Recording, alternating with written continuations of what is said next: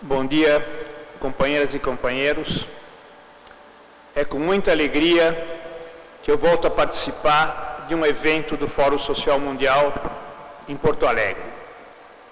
Tomara que seja um passo para que o Fórum Social Mundial possa voltar à sua sede original e verdadeira. É uma decisão que está nas mãos do povo do Rio Grande do Sul.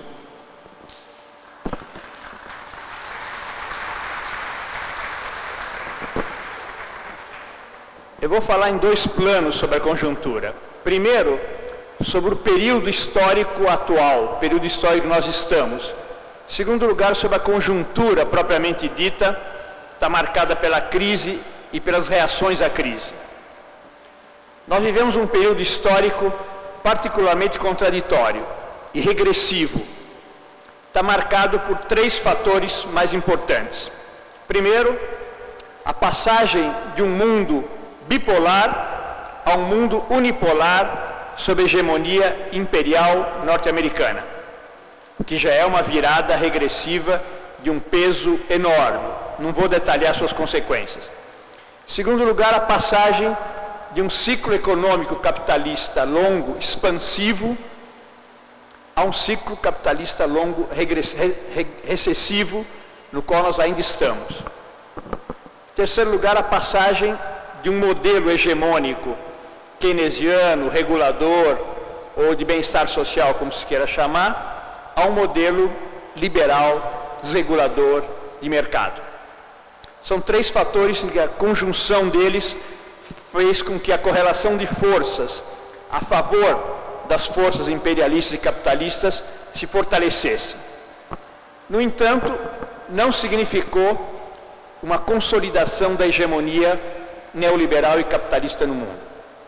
Em primeiro lugar, porque, embora a única superpotência no mundo, os Estados Unidos não conseguem resolver duas guerras ao mesmo tempo, Iraque e Afeganistão.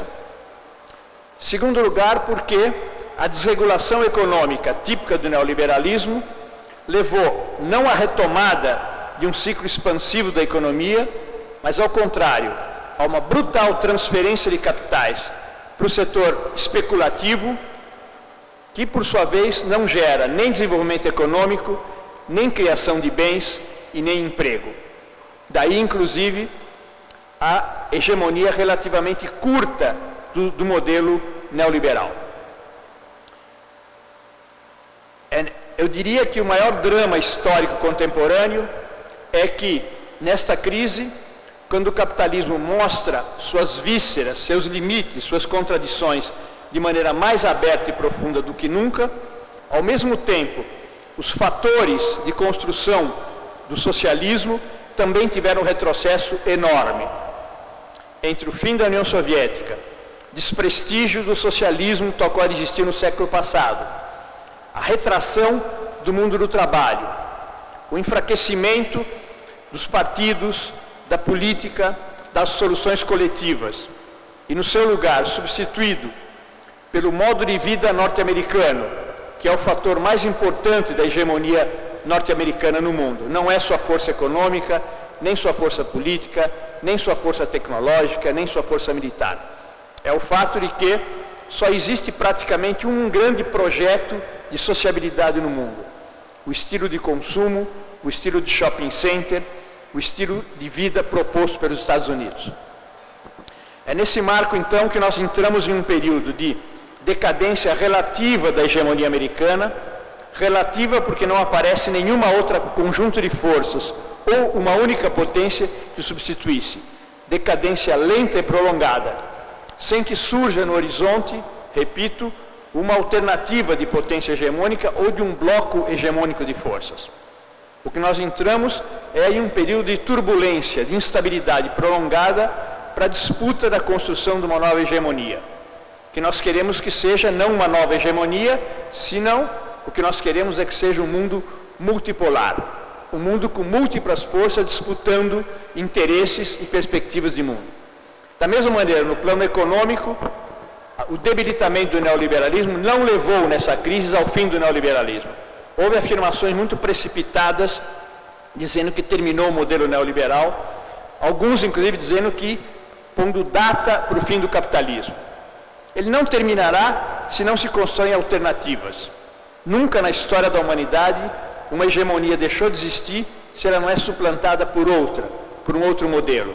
Então, também no plano econômico, nós vamos ter um período prolongado de crises e instabilidade. Não quer dizer que esta crise vai se prolongar. Ela pode perfeitamente, como crise, ter terminado. O capitalismo é feito de crises. E a crise tem para o capitalismo um papel de regeneração, de saneamento. É a visão clássica do Marx. Não existe uma crise interminável. Na crise, o capitalismo se desfaz das empresas que ele considera menos competitivas.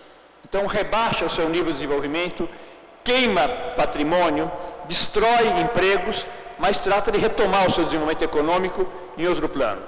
Então, não é preciso nos angustiarmos se por acaso esta crise tenha passado o seu auge. Outras crises virão. O principal problema não é se essa crise é prolongada ou não, é que ao longo dela, o sul do mundo, que é quem é vítima da crise, poderia ter alternativas, não se valeu até agora para apresentar a sua própria alternativa.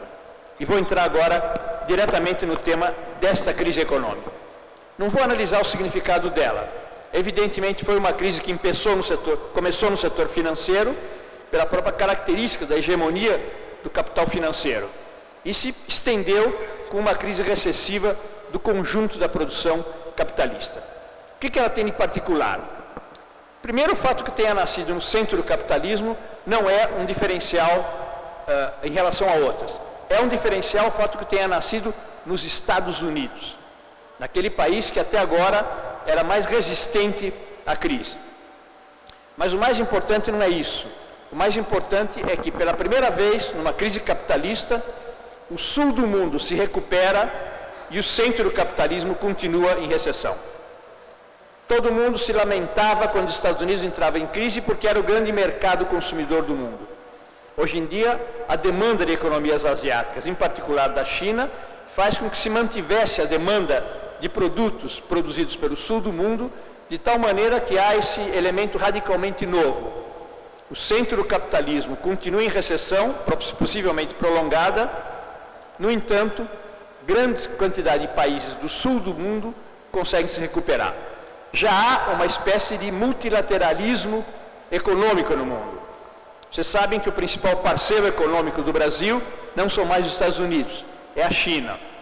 Isso é um quadro novo, que justamente teria possibilitado que o sul do mundo apresentasse suas próprias alternativas à superação da crise. Se é bom ou se é mal passar do G8 ao G20 é uma discussão a fazer. O que é ruim é que a reunião do G20 estejam presentes a China, a Índia, o Brasil, o México, a Argentina, cada um por si só, sem que levem uma perspectiva própria em relação à crise. Crise gerada pelo centro do capitalismo e que não serão eles os melhores dirigentes para as políticas de superação da crise. Tanto assim que ela se prolonga enormemente. Apesar de ser a crise mais grave do capitalismo desde 29, a capacidade de reação dos países que optamos pela integração regional e não por Tratado de Livre Comércio com os Estados Unidos foi muito positiva. Por quê? Por três razões principais. A primeira, pela diversificação do comércio internacional. Não dependemos mais tanto das demandas dos Estados Unidos, da Europa e do Japão. Tanto assim que se pôde recuperar o comércio exterior de grande parte dos nossos países a partir da demanda especialmente da China. Em segundo lugar, pela intensificação do comércio regional. O aumento enorme do intercâmbio econômico entre Argentina, Venezuela, Brasil, Bolívia, Equador e os outros países de integração regional é uma outra via de alternativa econômica a um tratado unilateral de relação de livre comércio com os Estados Unidos.